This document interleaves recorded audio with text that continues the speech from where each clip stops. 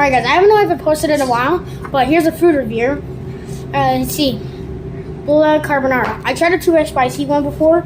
It was really spicy, and I heard this one's less spicy, so it's for me, I guess. Try this. I haven't tried this before though. I'll put a little bit of milk in to probably cool it down a little. That's what I heard from food reviews. Alright, let's try to give it a try. 3, 2, 1.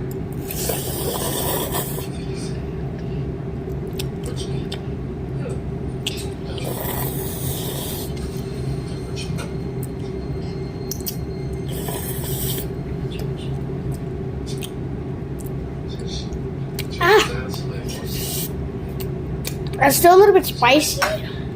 Perfect amount of spiciness though. It's really good. It's really creamy.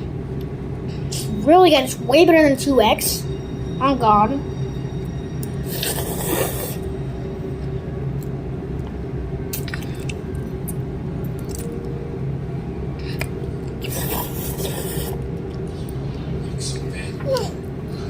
This is a long noodle.